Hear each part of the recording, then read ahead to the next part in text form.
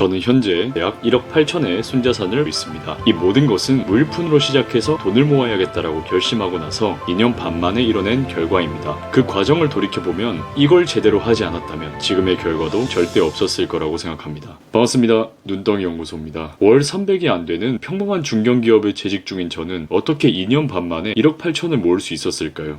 여러 복합적인 요인이 있었지만 가장 주요했던 결론부터 말씀드리겠습니다. 저는 지독하게 아끼고 저축했습니다. 성공적인 투자도 중요하지만 그건 그 다음의 이야기입니다. 에이 뭐야 또 뻔한 소리 하네. 저축 중요한 거 누가 몰라? 저는 돈을 모아온 2년 반의 시간 동안 저축이 보통 생각하는 것보다 훨씬 중요하고 결정적이라는 것을 직접 체감했습니다. 그 과정 속에서 느꼈던 모든 것들을 말씀드리려고 하니 끝까지 시청해주시면 감사하겠습니다. 여러분 앞전 영상에서도 한번 말씀드렸던 것처럼 자산은 이 눈덩이 효과가 적용됩니다. 제가 단순히 스키장 꼭대기에서 눈을 굴리는 것에 비유로 했었는데요. 여기서 또 하나의 조건을 추가해 볼 겁니다. 바로 초기의 종잣돈, 시드머니에 관한 내용입니다. 이 종잣돈은 투자에 사용될 돈을 말합니다.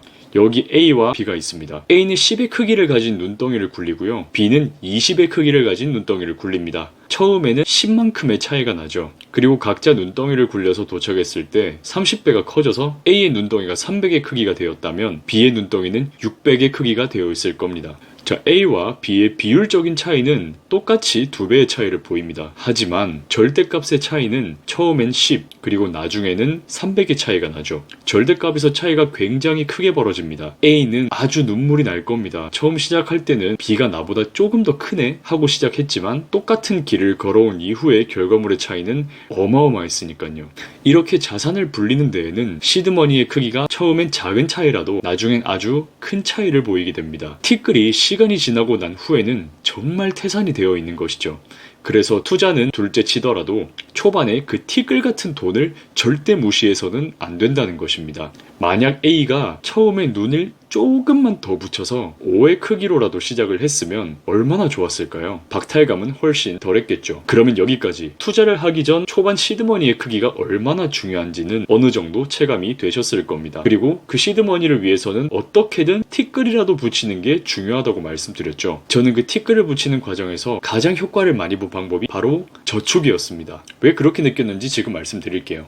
첫 번째, 초반엔 투자보다 저축이 훨씬 빠릅니다. 아휴 선생님 답답하시네. 언제 달달이 월급 모아서 시드 만들어요. 유튜브 보니까 단타로도 돈 잘 벌던데 저는 화끈한 급등주 하나 잘 골라서 10% 20% 먹고 빨리 불리고 싶어요. 단타 좋습니다. 성공했다고 가정해봅시다. 하지만 그때 여러분의 시드머니가 500만원이라면요? 여러분 투자로 10% 수익을 내는 것이 결코 쉬운 일이 아닙니다. 주식을 한 번이라도 해보신 분이라면 정말 끄덕끄덕 하실 거예요. 더군다나 급등주와 같이 굉장한 변동성을 동반하는 종목에 투자한다면 더더욱 어렵죠. 잃지만 않으면 다행입니다. 자, 만약에 그렇게 큰 리스크를 감수하면서 급등주로 운 좋게 10% 먹고 빠져나왔다고 칩시다. 그래봤자 50만원입니다.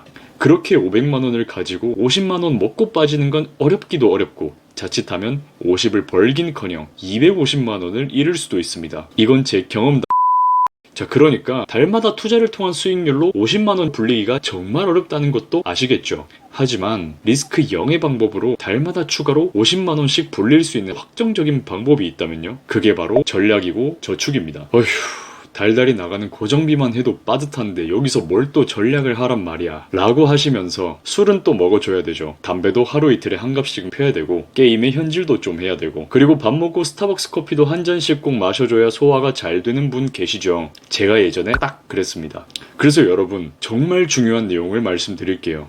저축뿐만 아니라 우리의 인생사에 굉장히 밀접하게 닿아있는 섭리가 있습니다. 바로 관성입니다. 사전적 의미로는 운동하는 상태를 유지하려고 하는 성질이죠. 모든 우리의 습관은 이 관성을 가집니다. 습관적으로 하던 것을 계속 해오다 보면 나도 모르게 그게 자연스러운 루틴이 되는 것이고 그걸 중간에 끊는다는 것이 굉장히 어렵다는 것 저도 잘 압니다. 저도 술 좋아해서 술 많이 먹으러 다녔고요. 저희 부모님도 이 영상 보실지 모르겠지만 솔직히 현질도 좀 했습니다. 앞에 말씀드린 거 정말 다 해봤어요. 해봤어요. 자, 그런데 술자리 1차, 2차 한 번씩 가고 나면 5에서 10만원 정말 우습게 빠집니다. 달에 2번만 술 먹어도 20만원은 빠지죠. 스타벅스에서 비싼 음료는 만원에 가깝기도 합니다. 그래서 계좌를 열어보면 정말 깜짝깜짝 놀랍니다. 왜 이거밖에 안 남았지? 나 어디서 사기라도 당한 거 아니야? 하겠지만 하나하나 추적해보면 실제로 제가 다 쓴 것들이 맞아요. 다들 이런 경험 한 번씩은 있으시죠? 하지만 딱 작정하고 그 관성을 끊으려고 노력해보세요. 그 습관들의 흐름이 끊기게 되면 정말 제가 생각했던 것보다 훨씬 더 빠르게 잊혀질 겁니다. 그리고 나서 여러분들의 계좌엔 그렇게 아껴진 소중한 50만원이 더 늘어나 있을 겁니다. 자, 그리고 두 번째, 달마다 저축하는 액수가 적은 사람일수록 효율이 더 높아진다. 어휴,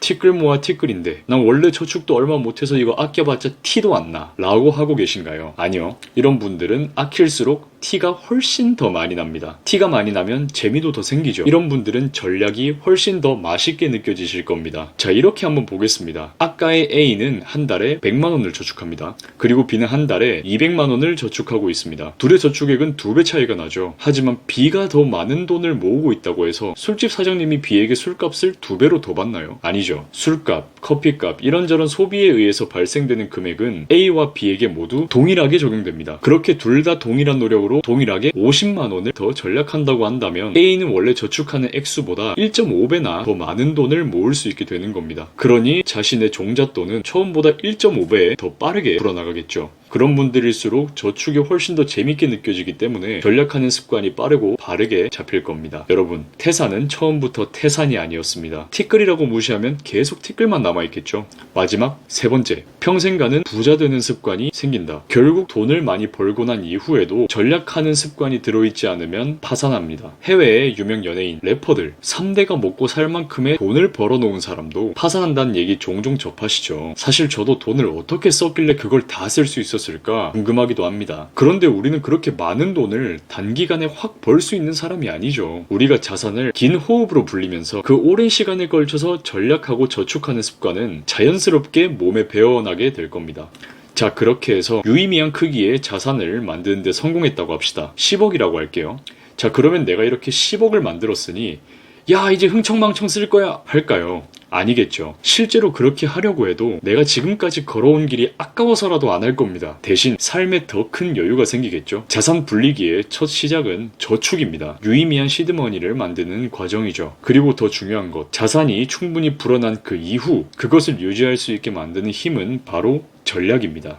전략하는 습관은 갑자기 어느 날 뿅 생기지 않습니다. 자연스럽게 몸에 배어있지 않으면 어렵습니다. 자, 그러니 지금부터 시작해보세요. 한번 시작이 어렵지 시작해보면 정말 그냥저냥 하게 됩니다.